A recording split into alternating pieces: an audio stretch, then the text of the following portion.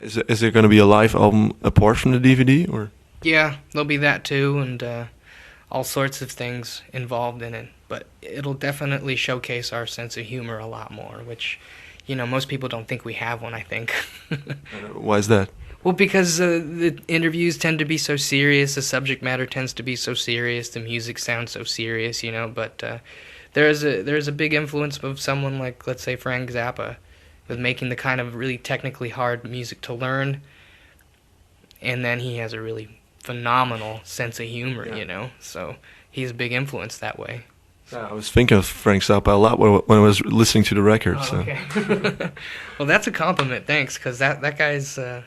Amazing. Yeah, he's one of the first people. He's not just some like joke musician. It's not just Weird Al you're watching up there, Like the motherfucker could play. He could play his guitar and his musicians and what it took to play in that band, I mean, it's a lot. It took a lot to be in that band.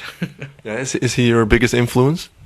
Well, I guess in a weird way he's set the standard for what I think music should be today, especially in pop music. I mean, especially pop music could benefit from Frank Zappa. If you were to watch a lot of his stuff, you would see how much of a joke a lot of the bands that exist today are. Yeah. So, even though he was like a jokester himself, it takes a lot to pull off a very technical joke. Yeah, his lyrics were fun, but the music was something else. Yeah. And are there any other bands you like at the moment, or? I like this Italian band called Jennifer Gentle. They sound like they could have been Syd Barrett's backing band, like for his solo album stuff. And the Battles are great, and Lydia Lunch is still kicking ass after all these fucking years. Diamanda Galas is still kicking ass. And I think I'd probably just rename all the people we had for ATP when we did ATP. That's pretty much a lot of my favorite stuff. A lot of Coco Rosie and...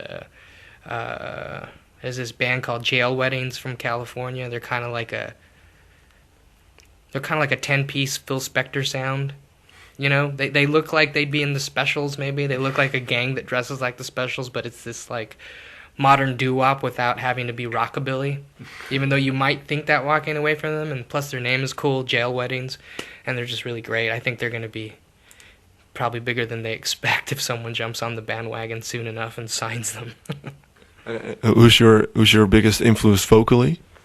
Well, I'd have to say it's always been Bjork.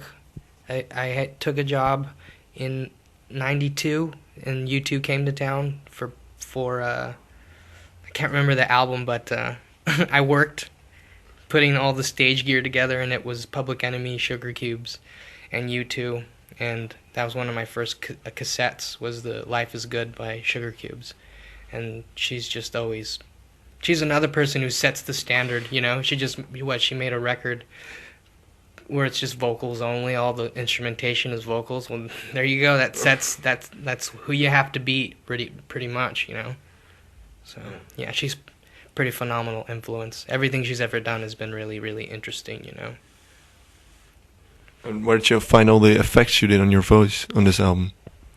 Oh, why do we do that, you mean? Or the effects, you mean? Yeah. I have a big love of groups like Brainiac and Kraftwerk, where it sounds like you can become a character, And big influence on people like Brian Eno, from Brian Eno, like Roxy Music era Brian Eno, or, It's just, I just think it's fun.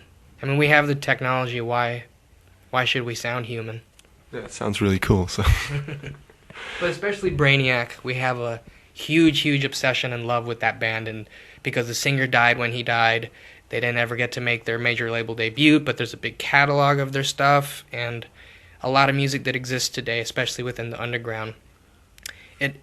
Brainiac did it first, and they did it better than anybody could do it, to the point where one of the Pixies produced the 7-inch for them, and there's someone who utilized comedy in a really certain, not obvious way, and his vocals were really catchy. The live show was incredible, but he really used technology, and then for Brainiac to use a technology that they have where, there was probably only one version of whatever pedal they were using, and it could have been broken on tour, and they couldn't replace it, but they were still doing it, and especially a lot of the 80s sounding bands that go back to the 80s, could stand to go back and listen to Brainiac because they did it first and they did it better and they did more mutated and interesting than any of these new bands. It's a touch and go band.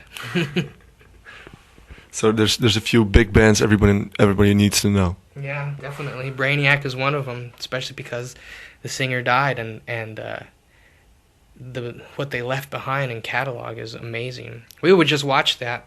I'd find a lot of YouTube footage of them. We'd watch it, and it'd almost make me kind of sad and teary-eyed because he's not around anymore, Timmy Taylor, and it would make me have a really good show because I'd watch Brainiac, and we listened to albums like Bonsai Superstar or Electroshock for President, which is like half Albini, half Jim O'Rourke, and it's fucking fantastic albums. They're the best.